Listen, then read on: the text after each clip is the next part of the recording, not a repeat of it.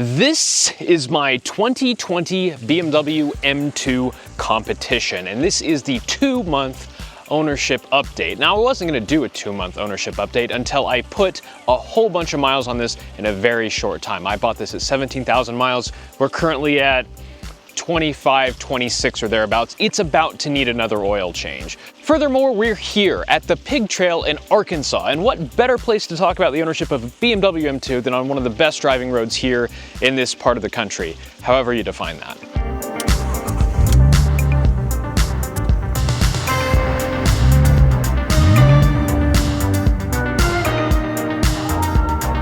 So like I said, this is my 2020 BMW M2. No real issues to report after 2 months of ownership, but I have been driving the absolute crap out of it. It hasn't even been my daily driver, but it has been my road trip car, and we've been doing quite a few road trips. Last week, I was at the tail of the dragon after going to South Carolina for the Hilton Head Concours d'Elegance.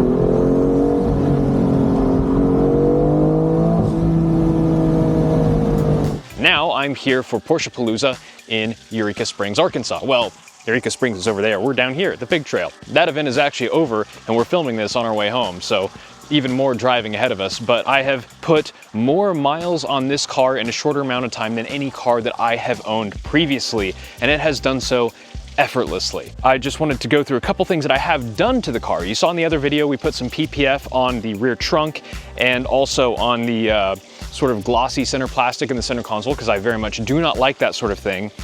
Beyond that, everything else physically is untouched with the car. I haven't even really washed it. This thing hasn't seen the clean side of a microfiber since I got it, so it's gonna get a full detail when I get home inside now, because it is, it's bad. One thing that I did do that made a very big difference with this car, and it's probably the best bang for the buck that you can possibly get on one of these cars, and everyone should do it, was I had it remapped to the M2 CS software. So when I got this, it had a Berger Motorsports piggyback ECU thing on it, and that's still there, but it's disabled. I'm not a big fan of piggybacks as a concept. How they work is just by altering different temperature and oil pressure and different sensor readings in order to fool the computer. In this case, it also takes direct control, I believe, over stuff like the electronic wastegate actuators in order to get more power out of a car while retaining the stock ECU tune. That on level, I think it's on level 1 or level 2, whatever level it was on brings this car up to the M2 CS levels of power. However, now people have figured out how to flash the BMW M2 CS tune onto these cars.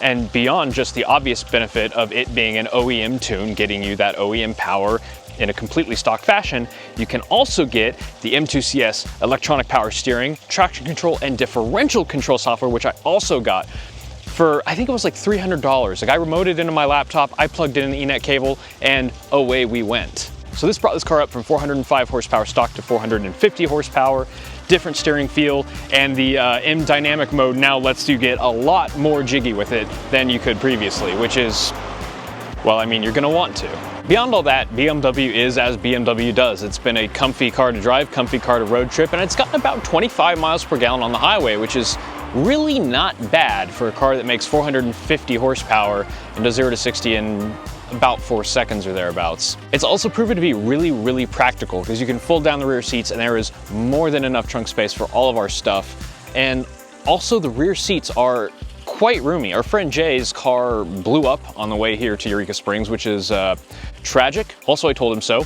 But that meant that he and his girlfriend ended up in the backseat of my car for quite a few hours of driving, and they reported that it was comfortable and spacious, especially for how small this car is. The only issue is getting in and out with just 2 doors. There are bees on me right now. Please go. I'm over here now where the bee isn't. So the back seats are plenty comfortable. The front seats are plenty comfortable. The trunk is plenty spacious. Really, this car does just about everything you want it to. The weird thing is how not different it is from my E92 330i coupe. Handling and dynamics wise, it's actually shockingly similar, except the E92 has better steering. There are 3 complaints that I have with this car, 2 of which are fixable, one of which is a factory issue, and then the third one is just an inherent issue with the car, and that is the steering. The steering on this car is not great. It's good, it's fine for a car this modern, but it's not great. The electronic power steering is just not as lively as I'd like it to be. The steering in my i3 is better than this car, and that sounds like I'm exaggerating. I'm making something up just to be, you know, controversial, but I'm not. Legitimately, the steering in the i3 is more direct and more informative than the steering in this car, and part of that probably has to do with the i3 having little tiny bicycle tires and not needing to provide much assist anyway. I say this is the last of the relatively lightweight BMWs. This is still a 3,600 pound car, which is about what an E46 M3 weighs, and that was considered an obscenely heavy 3 Series when it came out. So this is still a bit of a chonker, and it needs a lot of rubber to stick to the road with that much weight, so you end up with large front tires, which require more assist, which results in more dead steering. That's just kind of how it is, but still, it's a complaint that I have with this car. The other 2 complaints are the tires that are on here, which are Continental, Conti Pro, Contact DWS 06 Plus or something like that. They're all seasons. They're mid at best. They will get greasy when they get hot, and they get hot pretty quickly on this car. The brake pads are the factory brake pads. I don't think these Continentals were a factory option on this car. Don't quote me on that though, but summers are the way to go in a car with this much power. The brake pads are garbage.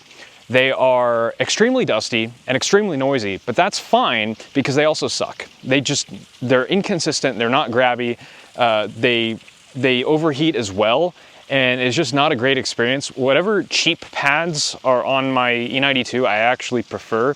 Those are crap when they're cold, but then as they heat up, they get a really nice, consistent feel to them. I don't know much about brake pads to tell you what kind of pad technology that is or whatever, but as soon as I get home, I will be looking online to buy new brake pads for this. Something probably a bit sporty, a bit less daily driver, because like I said, these are noisy and dusty. They kind of suck for daily driving too. So if I'm gonna live with those qualms, I might as well have something that actually performs. So not whatever those are.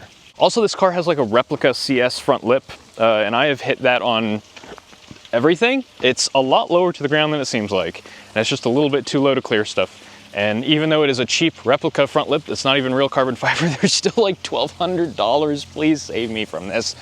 Why are these plastic stick-on pieces so damned expensive for this car? It is unreasonable. I don't even want to think about what the actual carbon fiber CS rear spoiler on this car costs.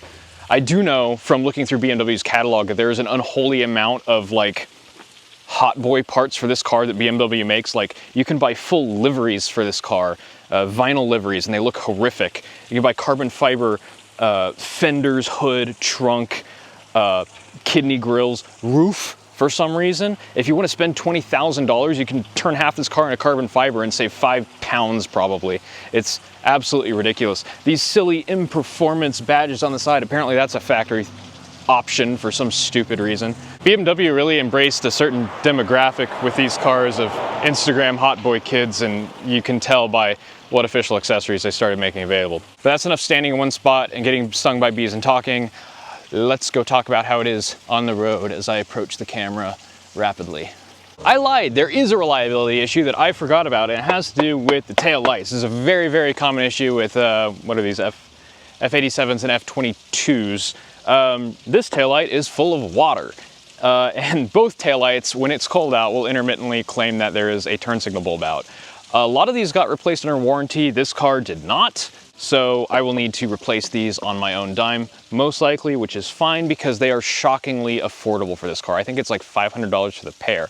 And also, I think I will be getting Euro spec ones because they look exactly the same as this, except when you turn on the turn signal, it flashes orange instead of red, which is just better. Ask Jason Torczynski, he is correct about that, and I just butchered his name because my mouth is full of spit because it's all dry out here right now. Sport mode is interesting on this car because it actually does more than just remapping the throttle, and I think I tuned out the fake engine noises, but it turns on the fake engine noises if you have those. On this car, since it has electronic wastegate actuators, when you're not in sport mode, it actually holds those open and bypasses the turbos entirely, which is really cool. You then have a naturally aspirated engine effectively, and since it's direct injected, there's not a whole lot of a, compression loss relative to an NA engine. You can get way better fuel economy that way. Then, when you turn on Sport Plus mode, the wastegate actuators actually behave differently, and hey, now the car is a lot more sporty and responsive. However, that doesn't mean there's no turbo lag. Even in Sport Plus, there is turbo lag, and I really appreciate that there is turbo lag. A lot of turbo engines these days try their hardest to feel like naturally aspirated engines, and I do not appreciate that. I want my turbo engine to feel like a turbo engine. I also want my pigtail to not have construction on it. What is this nonsense? I have a really hard time explaining to my dad, who is kind of into cars, but not really a car enthusiast, what I mean when I talk about preferring a top-end power delivery to a bottom-end power delivery. I prefer a car that spins the tires at 4,000 RPMs versus a car that spins the tires at 1,000 RPMs. That's one of the reasons that I don't have my C5 Corvette anymore. I just didn't really like how the LS delivers power. This thing feels like an NA engine until about 3,500 RPM, at which point it starts to build boost, and then at 4,500 RPM it is absolutely ripping, and it starts getting squirrely in the back, and it is the most fun thing ever. And then it hits 7,000 screaming RPM, and it is time to shift, and then the roller coaster starts all over again. And if you shift relatively quickly, it continues to have boost, and it falls right back into the peak of the boost, and it just makes it so much more satisfying to drive. I am probably in a minority here when I say that I find something like a Hellcat, even a manual one like Elliot Alvis's, pretty boring to drive, because you stick it in gear, you let off the clutch, you push on the throttle, and then all the fun is pretty much over by 2,500 RPM. And as it starts to taper off as you go up in the rev range, or not even taper off, I think it's actually a flat torque curve, but it doesn't give you any reason to rev it out. You might as well just go to the next gear. As long as you're shifting above 3,000 RPM, you're going to have the same amount of power there. So it doesn't really give you a reason to wring the car out. It doesn't give you a reason to shift a bunch. It doesn't give me much reason to drive the enthusiast car in an enthusiastic manner, other than on-ramp burp, which is, I don't know. That's like saying that you enjoy ketchup on steak. Yeah, I'm sure you do. Why would you do that, though?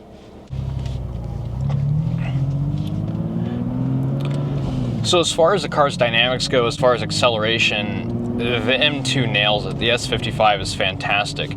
A lot of people complain about the way it sounds, and when I heard one of these with a stock exhaust, I definitely agree. They sound pretty crap. This one has the resonators deleted, and as near as I can tell, that fixes the entire thing. So resonator delete and a tune, which is $300, makes this instantly a million times better car. This also has, intakes with pod filters, so I can hear all the turbo noises, which is delightful as well.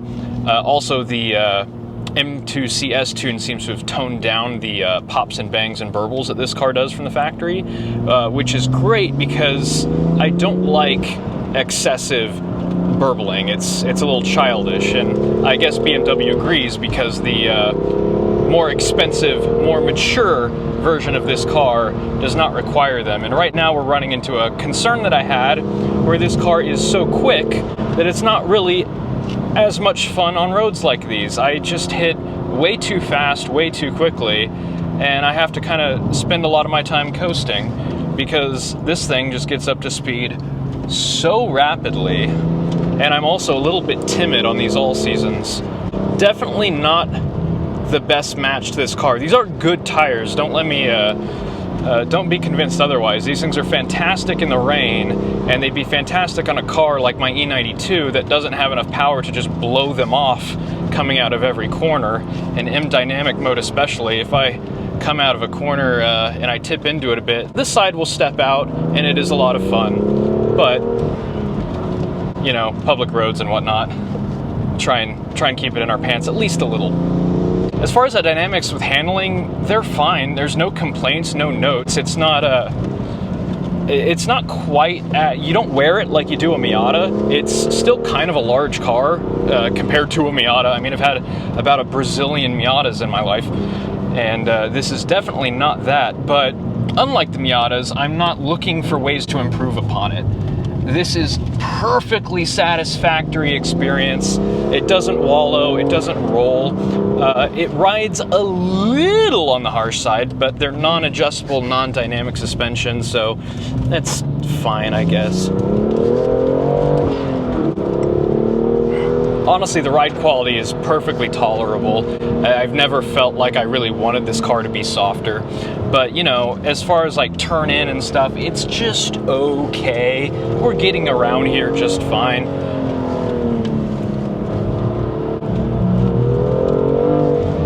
And yeah, you can get it to step out just a little bit. And when it does step out, it's very, very controllable. This car has good dynamics. But, you know, like I said, you're not wearing it like you are a Miata. And the power delivery is great. The brakes, I think this is the tires again. The tires and the brake pads both just make this thing, the brakes feel absolutely terrible. And I think some of that might also just be because I have traction control still on. I believe this, I think it's Bosch, traction control does some torque vectoring shenanigans, and that results in sometimes the pedal's hard, sometimes the pedal's soft. You don't really know what the computer's doing with the solenoids, and I don't know how I feel about that. These seats are fantastic, as most BMW seats tend to be. They suit my back phenomenally. These have adjustable bolsters. They have seaty heaties, which is all great stuff. No seat cooling, as I have lamented in the past. I am what we know as a sweaty bitch, and these don't suit that particularly well. And also they have weird perforations in them that just don't have any particular reason for existing other than like getting dirty, I guess. That's a little bit weird. Oh, I'm in 6th gear already. We're just cruising. Tail of the Dragon was amazing in this car, but I did get the tires overheated very, very quickly. Yeah, they're only up to 100 degrees, it looks like right now. It's reasonably chilly out, 73 degrees, so I'm not gonna get them overheated super quickly, and this is a lot less tight than the Tail of the Dragon was. That is basically an autocross course that lasts for 20 minutes. It is impressively brutal.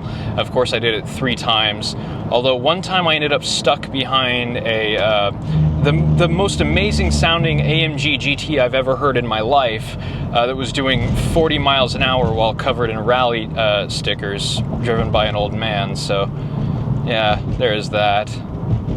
Well, we made it down to the bottom of the pig trail, and there's some sort of off-road convention going on where it's side-by-sides and they're all playing music as loud as they possibly can, just to annoy me specifically. But that is my thoughts on my first 2 months and 6,000 miles of ownership of a 2020 BMW M2. I still kind of can't believe that I own this. Sort of feels fake.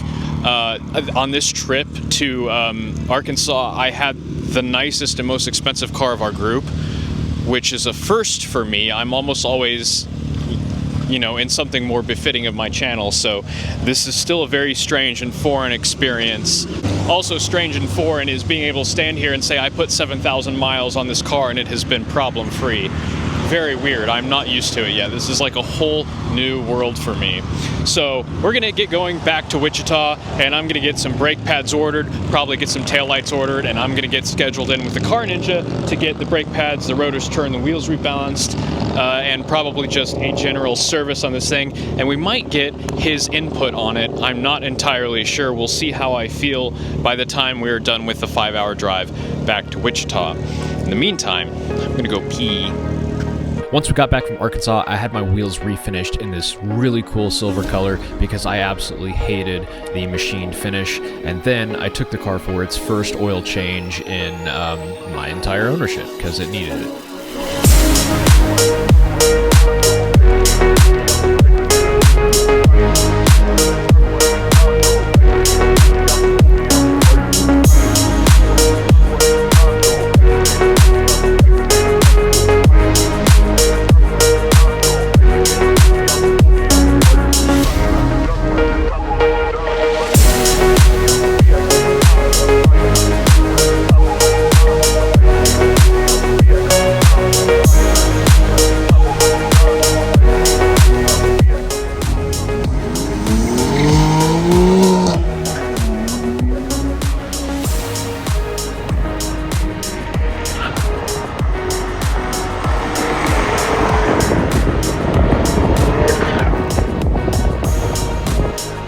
change time.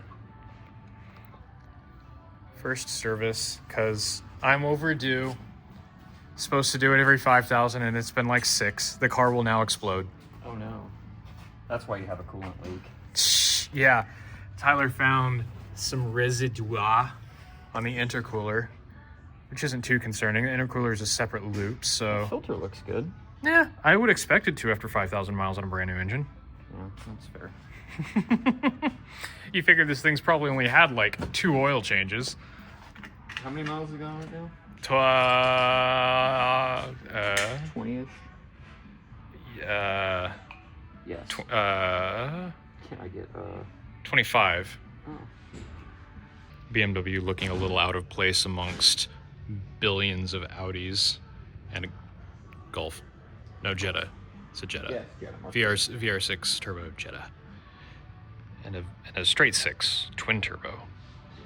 BMW. I forget, I've never actually shown this. Ooh, hey, look at that. That is how the piggyback ECU is installed. Say what? Crash washer that came with it. It's a squishy one. Copper? Yeah, for the drain plug? Like a bronze one. Yeah, so I'd like to take that piggyback out, but it is just, that's all piggyback wiring there, and it's all tied to every... Yeah, they did the, level 2, stage 2 installation where it actually intercepts the electronic wastegate actuators down there. So there's a bit of stuff to detangle to get that out of here, but right now it's just disabled. I've gotten the software and set it to a disabled state, so it's not actually doing anything. Oh, are we going to see underneath this beast for the first time ever? Yeah. Cool. Uppies! I thought we had it on. I don't think so.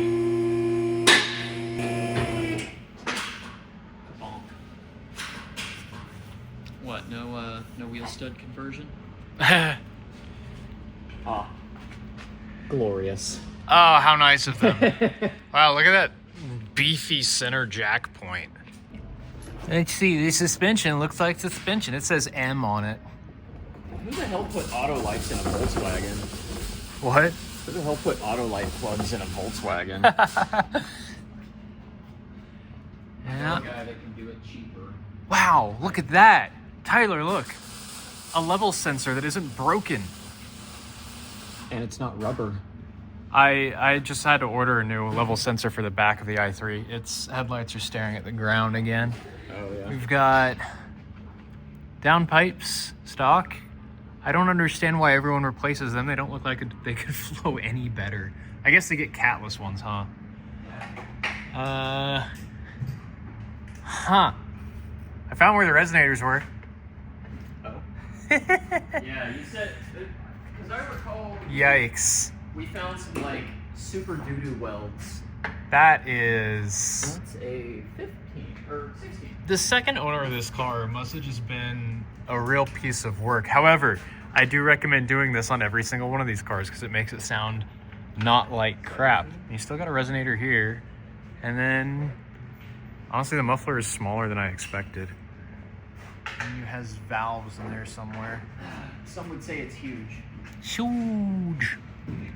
Rear suspension. Oh, plastic sway bar end link back here. Interesting. Finned diff cover. Love to see it. Yeah, it's sure is a car. Ooh, a NACA duct to cool the what is that doing? Literally, what is that cooling? The tail shaft of the transmission? What's that? There's a NACA duct here that just cools the trans mounts. Oh, well, it also probably has a Venturi effect and True, here. true. I'm sure they put it there for some sort of facility or something. Yeah, that is mega booger doo-doo weld.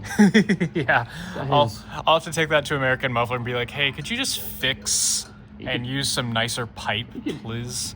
Come here.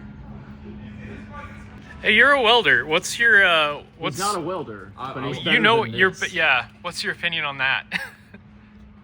I didn't do it, so yeah, that was my. I didn't do it, but I think I could have done better. I'm sure you could. And this is all stainless. Yeah, they didn't use steak. And that's mild. And I bet you they used a shitty, MIG cheap welder. MIG welder Yeah. with mild wire. It's just poop pipe. Yeah. Delightful. Ooh, I got some 309 that I'm fresh in practice with. There you go.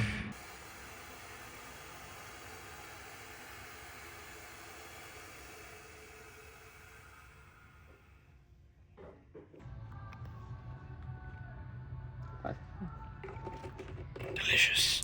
With the oil change done, I leave you with 2 laps of Howlett during the Prius versus Veyron video. This was the end of the day. It was about 40-something degrees and actually raining, not just damp. So there was absolutely no traction whatsoever, but it was a really cool lesson in car control and a ton of fun.